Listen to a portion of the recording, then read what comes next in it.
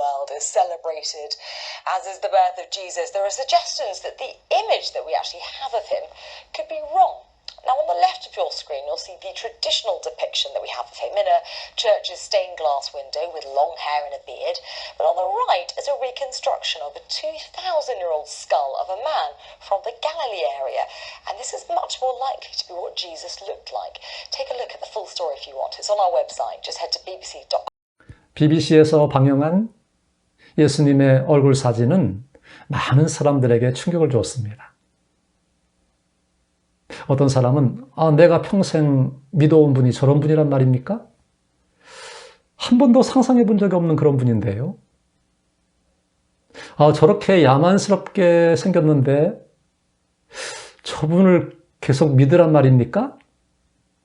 이렇게 반응을 보인 사람도 있고요. 또 어떤 사람은 자기가 지금까지 가져왔던 예수님의 이미지, 그리고 기도할 때마다 떠올렸던 예수님의 이미지하고 너무 다르기 때문에 충격을 받았다라고, 그래서 앞으로 어떻게 될지 참 걱정이 된다고, 그리고 지금까지 다른 이미지를 생각하면서 기도했는데 그건 어떻게 해야 되느냐고, 이렇게 질문을 던지는 사람도 있었고요. 참 많은 다양한 반응을 보였는데, 사실 저와 여러분이 예수님을 향해서 기도할 때에 때로는 어떤 이미지를 가지고 기도를 하기도 하지요.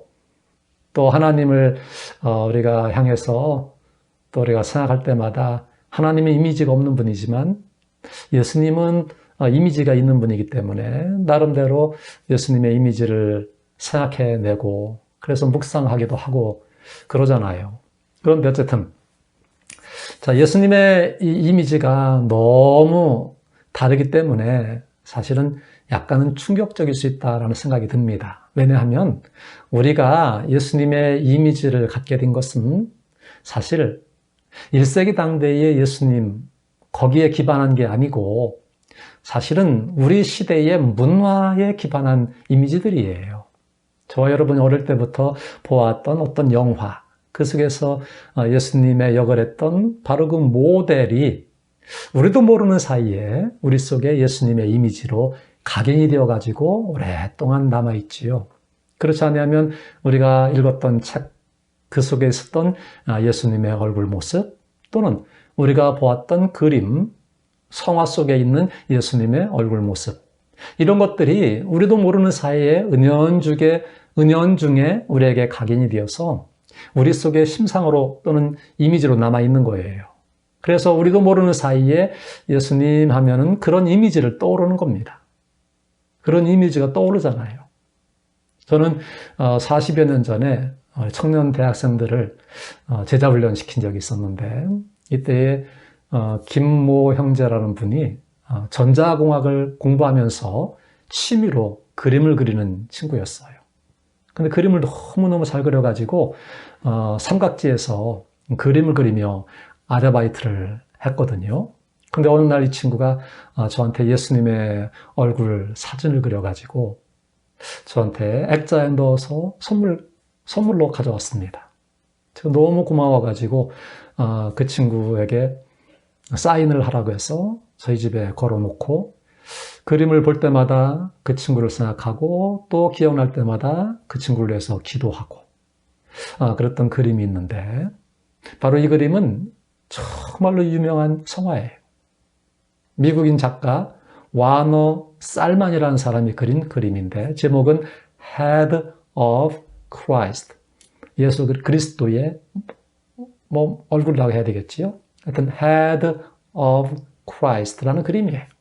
근데 어쨌든 이 그림이 얼마나 유명하냐, 카톨릭 교도든 아니면 개신교도든 모든 사람들이 사랑하는 그림으로 5억 부 이상이 팔린, 인간이 그린 그림 중에서 가장 많이 팔리고 가장 많이 사랑받은 그런 그림입니다. 근데 이 그림의 예수님의 모습을 여러분이 보시면 여러분 다 아시는 그림일 거예요. 이 그림을 보시면은 이 그림 속에 있는 예수님의 눈, 파란색 눈으로 되어 있고요. 얼굴은 물론 백인, 흰 피부로 되어 있고요. 그리고 머리는 정말로 금발에 빛나는 금발머리로 길게 느린 그런 모습으로 되어 있습니다. 누가 보아도 정말 잘생긴 예수님. 한번 보면 정말로 꼭 기억나는 예수님. 참, 너무 잘생겼고, 너무 쉽게 말하면 기억이 잘 리는 그런 분이기 때문에 아마도 많은 그리스도인들이 이분을 아마도 예수님처럼 그렇게 생각하면서 심상에 가지고 있을지도 모르겠어요. 그런데 자, 이렇게 예수님의 이미지는요, 시대에 따라서 다른 이미지로 묘사가 되고, 그래서 사람들의 심상 가운데 새겨지게 됩니다. 자, 우리가 4세기 때에 또는 5세기, 4세기, 5세기 때에 바로 이때와 가지고 만들어진 그림들을 보면은요, 예수님의 모양이 또는 모습이 로마인의 모습으로 그려집니다. 자, 로마의 성당 중에 프로덴시아 성당이 있어요. 이곳의 벽화 그림 중에, 천정 벽화 그림 중에 유명한 그림이 있는데, 하늘과 땅을 통치하는 예수님, 하늘과 땅의 주인 되신 그리스도를 그려놨어요. 근데 온 세계를 지배하는 예수님, 로마 제국 전체를 지배하는 것처럼 묘사하고 있고, 하늘을 지배하는 것처럼 묘사해놨는데, 이 그림을 보시면은 예수님이 마치 로마의 황제처럼 묘사가 되고 있습니다. 보좌에 앉아서 지배하는 황제처럼. 그리고 배경이 전부 다 로마 수도, 로마 제국의 수도 로마의 거대한 대리석 건물들이 쫙 나오고요. 마치 예수님이 보좌에 앉아가지고 통치하는 황제처럼 그려지는데, 황금 쉽게 말하면 로마인들의 옷, 토가지요. 황금 토가를 입고 있는 예수님의 모습으로 묘사됩니다. 자, 왜 예수님을 로마의 황제처럼 묘사했을까?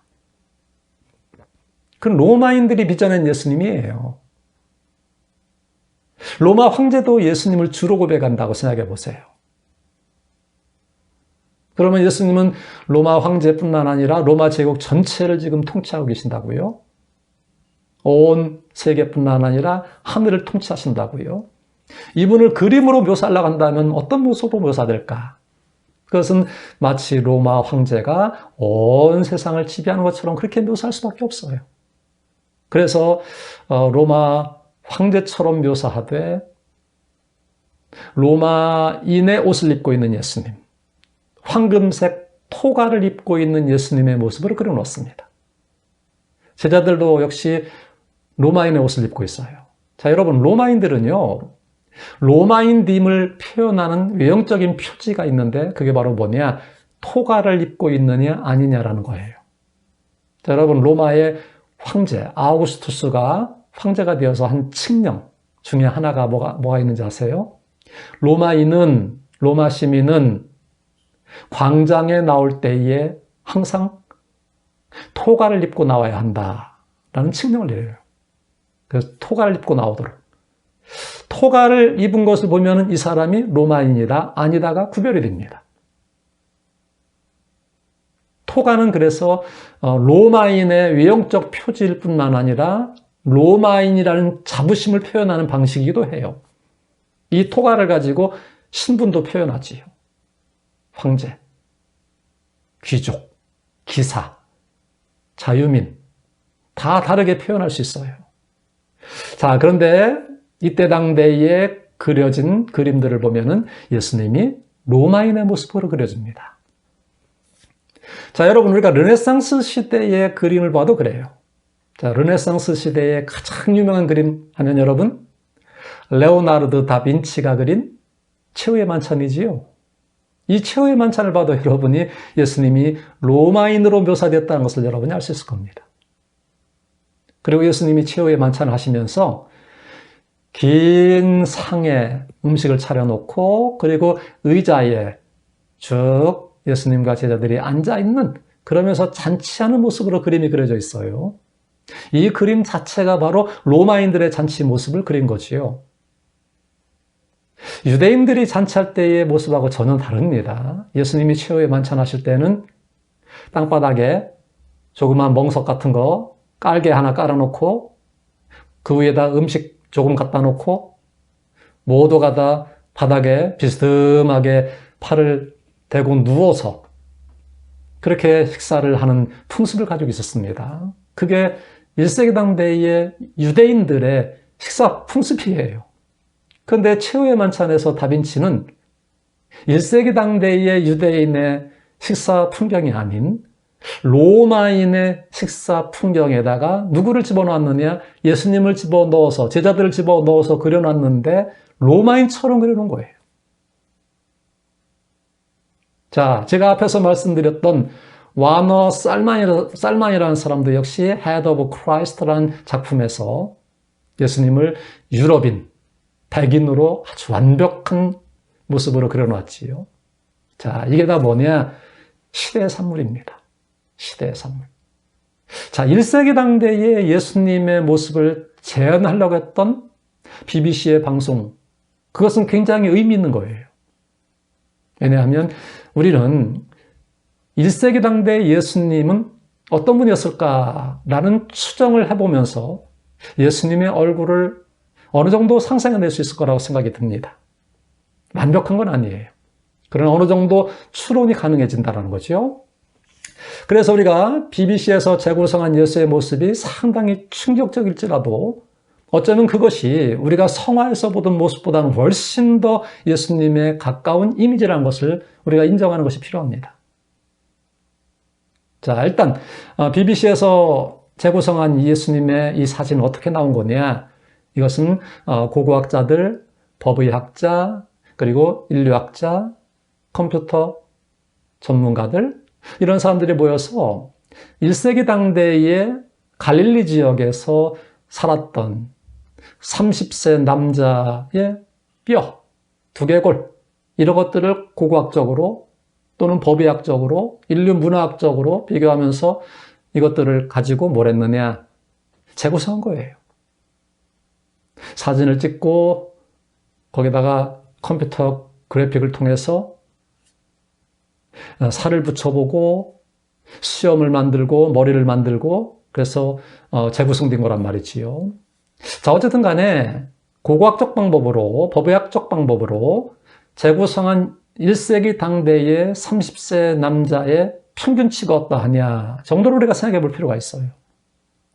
키는 약 150cm에서 160cm 사이였을 거라고 생각이 듭니다.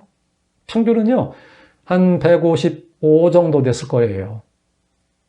그렇게 나와요. 155 정도. 몸무게 평균은 약 50kg 정도예요. 그러니까 약 155cm 정도의 키에다 몸무게는 약 50kg 정도. 이 정도가 평균으로 생각이 돼요. 학자들 증명해낸 겁니다. 얼굴은 약간 광대뼈가 살짝 튀어나왔고요. 그리고 좀 예수님의 모습은 마른 모습이었을 거로 추정을 해요. 피부는 갈색이고요. 아마도 진한 갈색이었을 거라고 추정이 되는데 눈도 역시 진한 갈색으로 되어 있고요. 머리털은 검은색으로. 그런데 예수님의 머리색은 검은색인데 긴 머리가 아니에요. 자, 우리가 지중해 세계에서 당대 남자들이 긴 머리를 하는 것이 당대의 풍습이 아닙니다. 남자들이 짧은 머리를 했습니다. 사도 바울도 고린도전서 11장에서 뭐라 그래요? 14절에 가게 되면은 남자가 긴 머리를 가지면은 그것은 부끄러운 일이다, 수치스러운 일이다 라고 얘기했지요. 여자는 짧은 머리를 가지면 그게 수치스러운 일이에요. 남자는 긴 머리를 가지면 수치스러운 일이에요. 지중해 세계는 수치라는 거에 대해서 또는 명예라는 거에 대해서 굉장히 중요하게 취급한다고 했잖아요. 그래서 사도 바울도 남자가 긴 머리를 가지면 수치스러운 일이다 라고 말을 했는데, 그래서 예수님께서 긴 머리를 갖지 않았을 것이 틀림없어요. 거기다가 예수님은 수염을 가졌을 거예요. 당대 유대인 남자들은 수염을 갖습니다. 그러니까 짧은 수염을 가졌을 텐데 아마도 짧은 머리에다가 아마도 짧은 수염을 길렀을 것이다 라고 추정하는 것이 굉장히 자연스럽습니다. 예수님은 나실인이 아니에요. 왜냐하면 제자들과 더불어 또는 죄인들과 더불어 잔치하실 때에 포도주를 즐기셨거든요. 그러므로 나실인은 아니라는 것을 우리가 알 수 있잖아요. 그러므로 우리가 이렇게 재구성해 볼 수 있어요. 예수님의 키는 아무리 커도 155cm를 넘지 않았을 가능성이 상당히 크고, 그리고 몸무게는 약 50kg 정도 되지 않았을까? 얼굴은 조금 광대뼈가 튀어나오고 조금 마른 모습이었을 것 같고요. 검은색은 아니지만 갈색인데 그것이 그을어서 진하게 그런 모습을 가지고 있었을 거고, 눈은 갈색에다가 머리털은 검고 짧았을 거고, 어느 정도 짧았을 거예요. 그리고 턱수염, 옆에 브렛나루 수염이 좀 있었을 거예요. 이 정도로 우리가 추론이 가능해집니다. 자, 그런데 이런 추론과 더불어서 우리가 무엇을 해낼 수 있느냐? 예수님의 직업을 통해서 우리가 어느 정도 이분의 이미지를 추정해낼 수 있습니다. 자, 예수님의 직업이 뭐죠? 타크톤이라는 헬라어로다 예수님의 직업이 표현되어 있어요. 타크톤. 예수님의 직업, 이것을 우리가 목수라고 번역할 수도 있고 또 다른 말로도 번역할 수 있습니다. 우리는 이 헬라어 타크톤이라는 단어를 뭘로 번역했느냐? 목수 이렇게 번역을 했어요. 자, 나무를 가지고 집을 짓는 문화 속에 있는 사람들이 이 단어를 번역하면 목수로 번역하는 게 적절해요.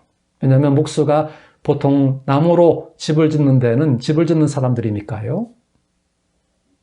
자, 그러니까 원래 이 타크톤이라는 단어는 집을 짓는 건축 일을 하는 그런 일에 종사하는 사람을 표현하는 말이에요.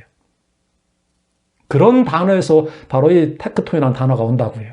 그러니까 집을 짓는 자와 관련이 있을 텐데, 그렇다고 한다면 집을 짓기 위해서 지중해 세계에서 가장 많이 쓰는 재료가 뭐냐 할 때에 나무가 아니고 돌이에요. 그러므로 예수님의 직업은 목수라고 번역되는 단어보다는 석수로 번역되는 단어로 번역되는 것이 더 적절할 수 있어요. 그래서 예수님은 돌을 다듬고 돌을 정으로 쪼개고 그러면서 건축을 한 어떤 일을 하는 그런 장인으로 삶을 살지 않았을까라는 생각이 들고, 그렇지 아니하면 대장장이로 번역도 가능해요. 쇠붙이를 다듬거나 또는 쇠붙이를 가지고 농기구를 만들거나 또는 도구를 만들거나 이런 일을 하는 자도 역시 타크톤으로 번역할 수 있어요. 그러니까 목수로, 석수로, 대장장이로, 오늘날로 하면 장인이에요. 특별히 건축을 하는 장인이었을 거라고 우리가 추정하니까 아마도 목수나 석수 이런 일을 하는 사람이었을 가능성이 상당히 크지요. 자, 한번 생각해 보세요. 그러면 지중해 세계에서 보통은 돌을 다듬어서 집을 짓는다고 할 때에 예수님이 그 일을 하는 건축을 하는 일에 종사했다라고 추정한다면은 예수님의 모습은 어떨까? 저는 그분의 손 하나만 생각해 봐도 손에 엄청난 상처투성이었을 거라고 생각을 해요. 망치를 가지고 정을 가지고 돌을 쪼개고 깨트리고 하면서 돌가루가 튀고 손이 피가 흐르고 때로는 망치에 맞기도 하고, 그러면서 예수님의 손에 상처가 얼마나 많았을까? 굉장한 상처를 가지고 있는 손톱이 많이 문드러져 있고 그 사이로 상처가 있고 때가 끼어 있고 그런 예수님. 굳은 손. 그렇죠? 손이 굳어 있을 거예요, 아마. 하도 많이 정을 지고 망치를 가지고 때리면서 일을 했기 때문에. 자, 어쨌든 간에 우리가 그런 예수님의 상처난 손, 또 굳은 살이 많이 배긴 그러한 상처가 많은 예수님의 손을 우리가 상상하게 된다고요. 예수님의 피부, 얼굴, 저는 굉장히 갈색의 예수님이지만 굉장히 검게 그을은 갈색을 가졌을 거라고 생각해요. 왜냐하면 지중해 세계의 햇빛이 얼마나 셉니까? 그 뜨거운 햇빛 속에서 계속해서 노동하던 예수님. 어릴 때부터 노동을 많이 했기 때문에 굉장히 많이 그을른 모습을 가지고 있을 것이다 라고 생각하고요. 거기다가 예수님이 잡수는 음식이 그렇게 부유한 집안의 사람이 아니잖아요. 가난한 집안에서 노동으로서 먹고 사는 분이었기 때문에 굉장히 정말로 아주 소박한 음식을 잡수었을 겁니다. 소박한 음식을 잡수었다고 한다면 예수님이 살찌지 않냐고 그냥 좀 마른, 저는 깡마랐을 거라고 생각이 드는데, 깡마른 그런 모습을 가지고 그냥 근육을 가지고 근육질의 마른 예수님의 모습을 상상하게 돼요. 거기다가 그분의 신발은 밑에 가죽을 몇 장 대가지고 붙여서 꿰매어서 그냥 위에 끈 한두 개 달아가지고 그냥 질끈 발에다 맨 그런 신발을 신었기 때문에 아마도 발가락 사이에 때가 새까맣게 끼고 또 발톱에 상처가 많이 나고 그런 예수님의 모습이에요. 그러니까 우리가 지금 상상해왔던 그런 이미지를 가지고 예수님을 상상하는 것은 말이 안 되는 그런 이미지란 말이지요. 그래서 우리는 1세기 당대의 예수님의 직업세계 속에서 갈릴리의 사회 문화 속에서 우리가 예수님의 이미지를 재구성해 본다면 제가 조금 전에 말씀드린 바로 그런 예수님입니다. 그래서 어떻게 보면은 겉모양만 보고서 예수님을 본다면은 어쩌면 우리에게 그렇게 매력적으로 다가올 수 있는 분이 아니라고 생각해요. 키는 아무리 커야 150 한 5, 6cm밖에 안 됐을 거고, 몸무게는 한 50kg 미만이었을 가능성이 상당히 크고, 빼짝 마른 모습에다가 얼굴 새카맣고 타가지고요, 그을러서. 그리고 머리 검정색, 머리에 꼬불꼬불했을 거고요. 그리고 수염이 좀 이렇게 많이 나 있었을 거고, 그러면서 상처투성인 손, 그리고 험한 발, 그런 예수님을 상상해 보면은 사실은 마음이 참 아픈 그런 외모를 가지고 있어요. 정말로 가장 낮은 계층의 노동자 같은 모습. 그러면서 정말로 힘겹게 하루하루 벌어서 간신히 가족을 먹여 살리는 예수님의 모습. 그런 모습을 상상하면은 저는 마음이 굉장히 참 아픈 그런 생각이 드는데, 어쨌든 간에 이사야서 53장 2절의 말씀에 보면은 그는 고운 모양도 없고 풍채도 없은즉 우리가 보기에 흠모할 만한 그런 구석이 없다. 아름다운 모습이 없다. 이렇게 표현하고 있는데, 어떻게 보면 외모로 보면은 저는 그런 모습일 거라고 생각이 들어요. 그러나 우리가 이 예수님을 외모로 보는 것이 아니고 이분이 가르쳤던 말씀과 이분이 보여주신 사랑과 이분이 주는 은혜와 이분이 우리에게 보여주신 그 십자가의 정말로 놀라운 사랑, 그리고 이분이 보여주신 정의로우심, 때로는 따뜻하심, 용서하심, 이런 모습들을 우리가 묵상할 때에 오히려 더 우리에게 큰 감동을 준다고 생각해요. 그래서 예수님의 이미지가 당대 사회 속에서 우리가 어떤 이미지를 묵상하든 상관없지만, 또 우리가 완전하게 예수님을 재구상해서 묵상해낼 수는 없지만, 그러나 1세기 당대 갈릴리에서 힘겹게 일하시던 예수님의 모습을 묵상한다 손 치더라도 오히려 그분이 보여주셨던 그 삶들은 얼마나 우리에게 감동을 주는지 모릅니다. 오히려 그런 예수님이 메시지를 선포하시고 제자들을 섬기시고 사랑하시고 은혜 베푸시고 용서해 주시고 십자가에 죽으시고 부활하셔서 우리의 주가 되셨다는 것이 오히려 더 큰 감동으로 내게 다가옵니다. 여러분이 그동안 상상해 오신 예수님, 그 이미지는 우리 문화가 만들어내는 이미지예요. 물론 우리가 굳이 예수님의 이미지를 꼭 묵상할 필요는 없겠지만, 묵상해야 된다고 한다면 1세기 당대 갈릴리 지역에서 힘겹게 삶을 유지해 가시며 살아가셨던 예수님, 그런 모습을 우리가 묵상해야 되지 않을까라는 생각을 하게 됩니다. 그분의 가르침, 그분의 삶, 그분의 사랑, 그분의 은혜, 이런 것을 묵상할 때 오히려 더 큰 감동을 느끼게 됩니다.